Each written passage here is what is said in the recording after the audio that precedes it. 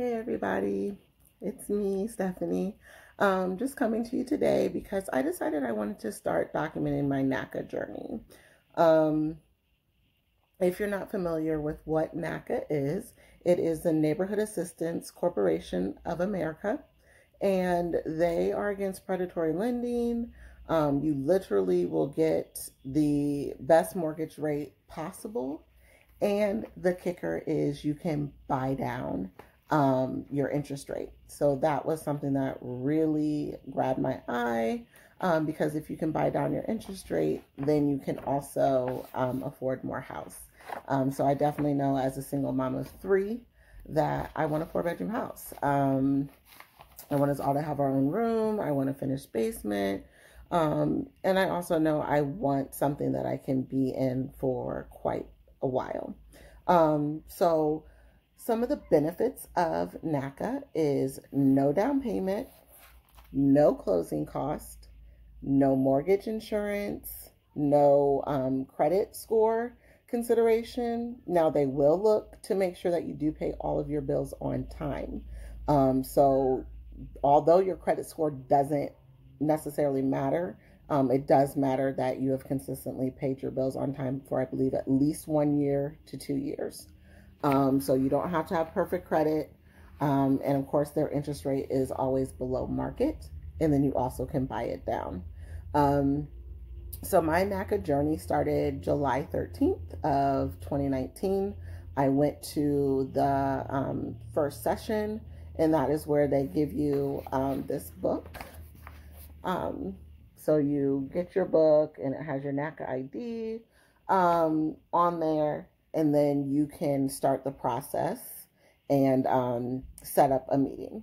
Now, I was going to meet with the advisor, but I'm one of those people who I like to come to the table overly prepared, because I wanted to kind of get that you're ready to go right away. So I did wait. I was supposed to meet with the NACA advisor in October, and then I pushed it out, and then ended up not actually meeting with her until May 1st. I wanted to get my savings up. I wanted to make sure that I truly had everything that I needed. Unfortunately, I took a long time to actually open the savings account. I left all my money in my checking, and did not move it over to the savings. So when I met with her on May 1st, via Go Meet, I had my savings account started, but I had not shown months of savings because I had just opened it, and put all the money in there thinking, oh, she'll just see this large sum of money and we'll be good to go. Well, no, she needed to see the payment shock. The fact that my rent is a certain amount compared to what I would be approved for. So I believe they were going to approve me for $1,030 monthly mortgage, and I was only paying $530 rent. So I told her I didn't really want to do a full $1,030 monthly payment. So what we agreed on, it was a payment shock of like $370, to show that I could pay my rent and I could also afford that mortgage amount that I was setting as a goal. So I met with her. She gave me my list of things that I needed to do before our next meeting. So I did not get NACA qualified first round of what I wanted to do. So I did have to schedule to meet with her 3 months because they needed to see that 3 months of payment shock. Now, I will tell you that this program really is helpful to me, because I am an overthinker. I want to do every single detail. I want to dot every I, cross every T. I really research everything. It took me so long to even get the process started because I literally read all the pages of the NACA agreement word by word and highlighted and underlined just to make sure that I wasn't putting myself into something that if I wasn't okay with it or didn't like how things were going, that I couldn't get out of. So I really do overthink things, but I like the fact that their process is overthinking as well. So it's like, we want you to understand every single step. You have to fill out your budget, so that you understand, like, where do you spend your money. I already am frugal with my money, so that wasn't a big issue. So I had that filled out, ready to go. My only issue was I just wanted to make sure I was making the best decision and wasn't putting myself into something that was going to not benefit me in the end. So I've done all those things, showed that I was registered voter, answered the questions in regards to other addresses that seemed to show up on my credit report.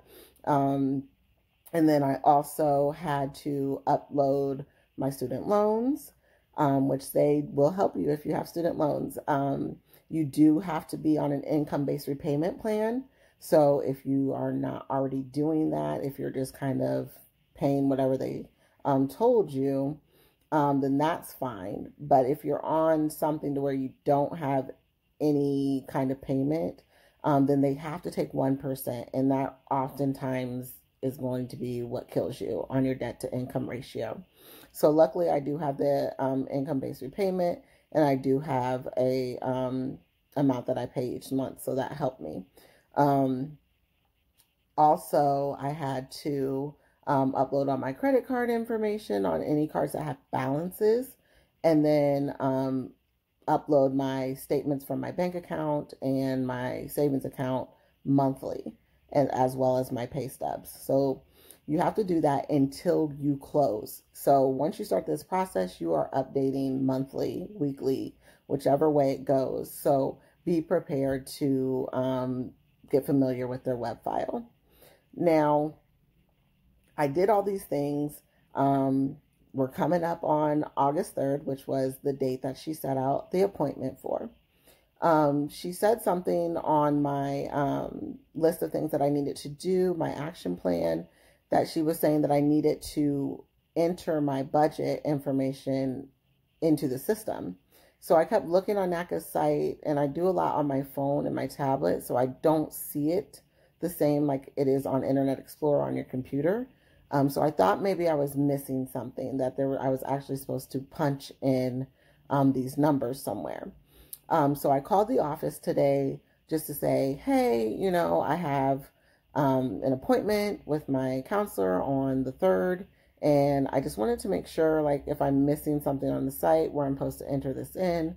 The woman in the office said, no, there's no way that you have an appointment on Monday.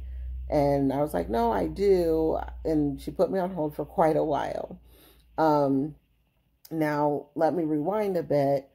At first, my counselor and I seemed to communicate just fine. I did send some emails that don't get answered right away or answered at all. And that happened after I had an issue with my landlord, saying that they raised my rent a year ago, but I never paid it.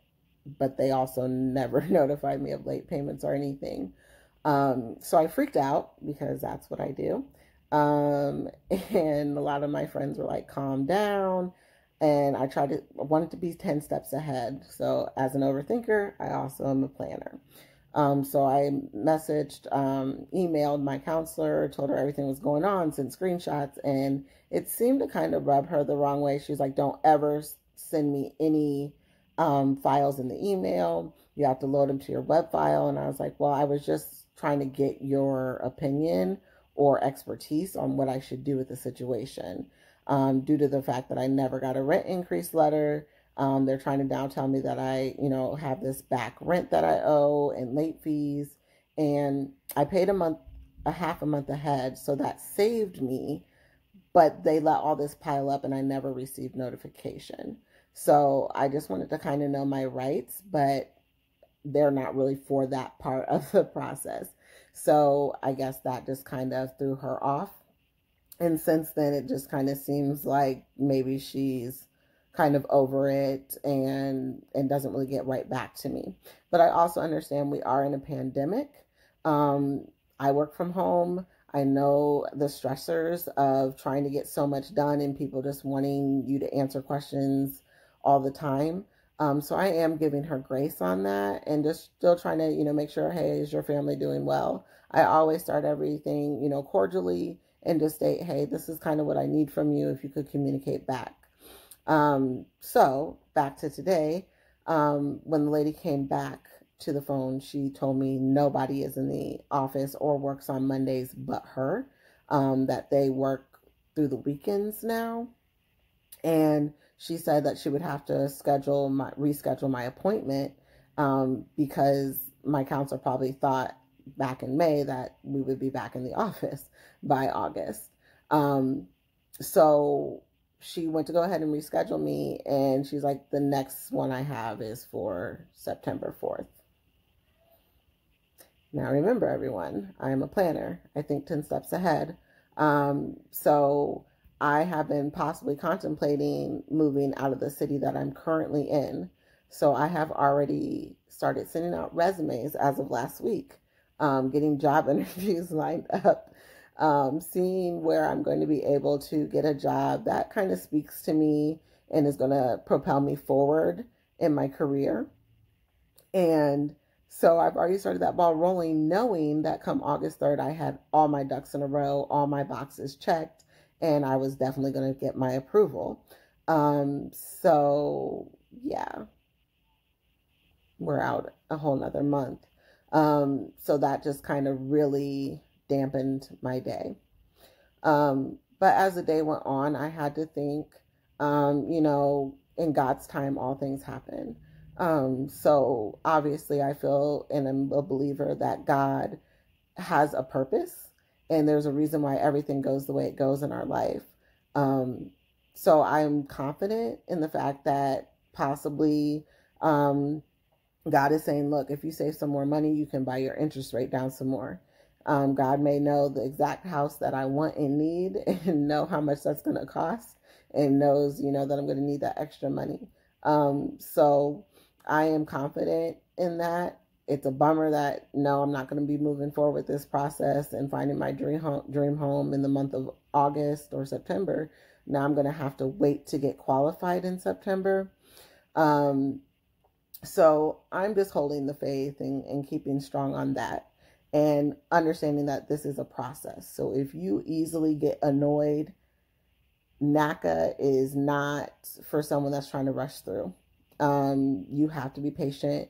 You have to be able to kind of calm yourself or have someone around you that is going to calm you and tell you to calm down. Thank God that I have, great family and friends that when they talk to me, they tell me to breathe. So, learning to do that for myself as well, but sometimes you need those reminders. So, like I said, right now I'm kind of at a standstill. The office rep did tell me to call on Mondays and Wednesdays up until September. She said that sometimes people cancel. So she's like, if you call Monday between 12 and 4, I would have already called everybody to confirm their appointments. And if someone cancels, then I can get you into one of those slots. So I am going to try to do that. Like I said, if it's God's will, then I'll get a sooner appointment. If it's not, then September 4th it is. Kids will already be in school, didn't want to really move while they're in school. Was hoping to try to find a home prior to that. But other than that, like right now, that's where I am in the process. I feel pretty confident because I am following what she told me to do. I'm doing my action plan, uploading my files into the web file. And right now I'm just kind of at that standstill because I just need them to look at everything and say, yes, you're good to go. Let me send you to the underwriter. I did research my counselor and know that she was an underwriter for another reputable bank. So I've seen in other people's videos and documents that sometimes their counselor that they start with, once they go to underwriting, then it may get passed on to someone else. But I think I will be with the same person all the way through. And I do have faith in her. We started off great. I just feel like the stress of everything that's going on is probably, where people get short and they're just kind of fed up and over it because they're not doing their job the same way they're used to. So I'm definitely willing to be patient and kind, and just hope that, we can get back on track and communicate, and I can feel secure and she can understand a little bit of my craziness. But I thank you guys for tuning in. Like I said, this is just for family and friends for now, and I may open it up once I'm completely done with my process to others to be helpful. But yes, we are in uncharted times right now. So I want to leave with vote, vote, vote. Please, please, please. Make sure you are registered. Check your registration to make sure that you have not been thrown off the voter rolls. And, just do your part. Make sure that your voice is heard, because the only thing that you can do that is wrong is to remain silent. That is the worst thing that you can do. So use your voices, advocate for change, and use your vote to make that change happen. Love y'all. Have a great night.